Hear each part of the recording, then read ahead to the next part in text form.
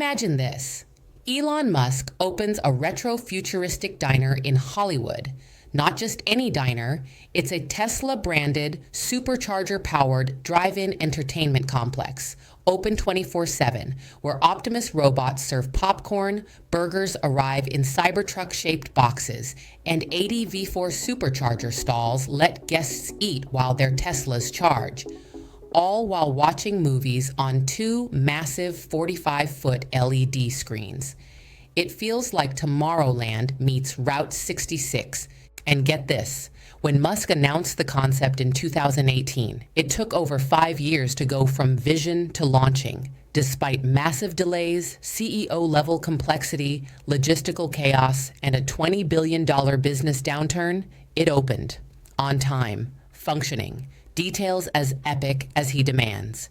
Burgers, chicken and waffles, tuna melts, and yes, epic bacon, all responsibly sourced and served in futuristic packaging. No excuses, just execution. Here's the lesson. When even Elon Musk doesn't procrastinate, you've got to ask, why do smart people like you still waste time? That's what this video is about. For someone so smart, why are you still procrastinating? It's not just you. A 2016 study found that people with higher IQs actually tend to procrastinate more. Surprising, right? Being brilliant doesn't immunize you against wasting hours on Reddit or YouTube. In fact, it might invite it. Picture this.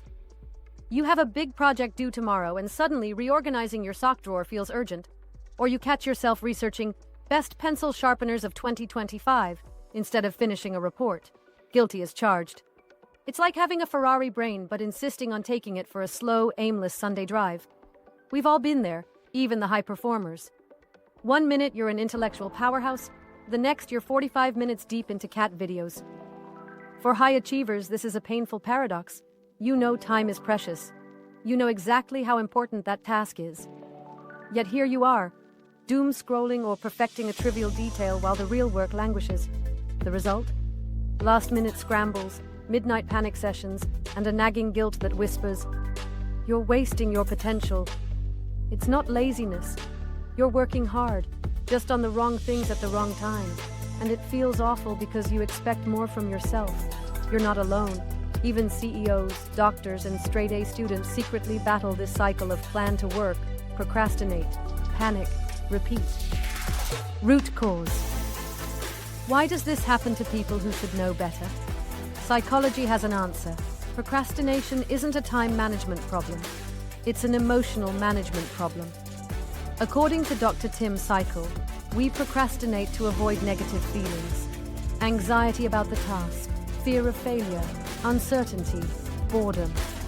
The task feels bad, so we escape it to feel good, at least temporarily. And if you're really smart, it gets trickier. You can overthink and psyche yourself out. Highly intelligent people imagine every possible outcome and disaster, which can trap them in doubt and analysis paralysis. Your big brain is great at planning, but also great at worrying.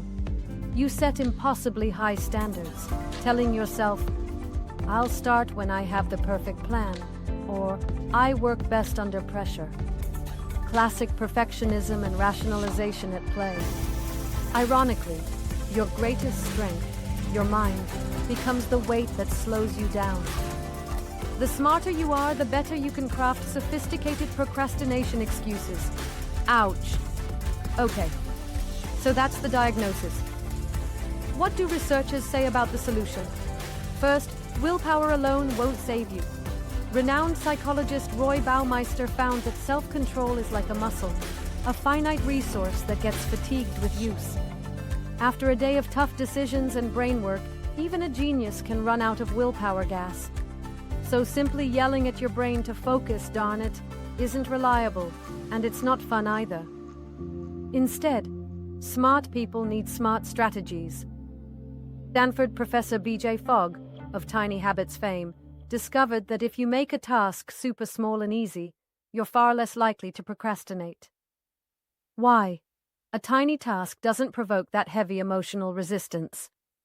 When it's simple and tiny, people are much less likely to procrastinate, Fogg explains. In the same vein, Productivity experts swear by the 2-minute rule. Reduce any daunting task to just a 2-minute start. Research shows that committing to just a couple minutes of effort can spark enough momentum to keep you going. Think of it as tricking your brain. I'm not writing the whole report, I'm just writing for 120 seconds. By lowering the bar, you sidestep the fear and inertia. And once you've started, that initial dread often fades, and you find yourself surprisingly willing to continue. In short, small starts can lead to big progress. Science and experience agree on this. The hardest part is starting, and you can hack it by making that start ridiculously easy. Let's apply this insight in a simple tool you can use right now. Why 90 seconds? It's quick enough to feel trivial, but long enough to get your gears turning. Here's how to flip your procrastination on its head in just 1.5 minutes. Shrink the task. Identify the tiniest possible action on your project. Too stuck to write an essay? Tell yourself you'll just write one rough sentence. Dreading a messy room? Plan to pick up just 5 items. Make it laughably small. Set a 90-second timer. Seriously, pull out your phone and set a timer. This is your tiny deadline. Go all in for 90 seconds. Work on that little task immediately and with focus, knowing you can stop when the timer rings. Give it your full effort for just a minute and a half. No multitasking, no distractions. You can do anything for 90 seconds, right? When the alarm goes off, stop and check in. One of 2 things will happen. Option A. You've built momentum and you want to keep going. Great, keep that train rolling. Option B. You still feel stuck or drained.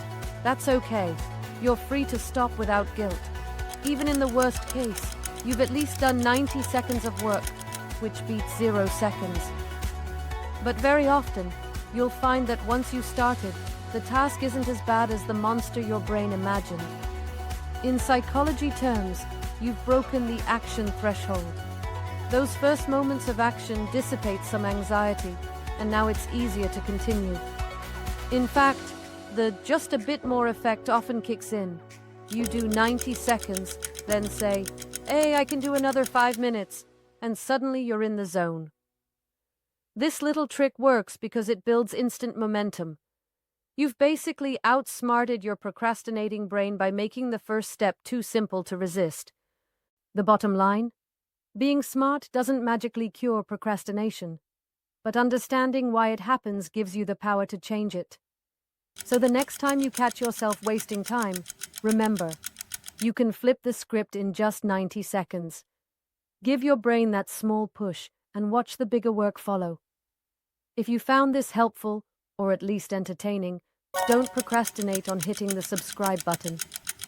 It only takes a second, way less than 90, and you'll get more science-backed, relatable tips to boost your productivity. Go ahead. Join our community of smart people working with our brains, instead of against them. Thanks for watching till the end. That already proves you can focus like a champ. Now you got 90 seconds. Ready, set, go conquer something.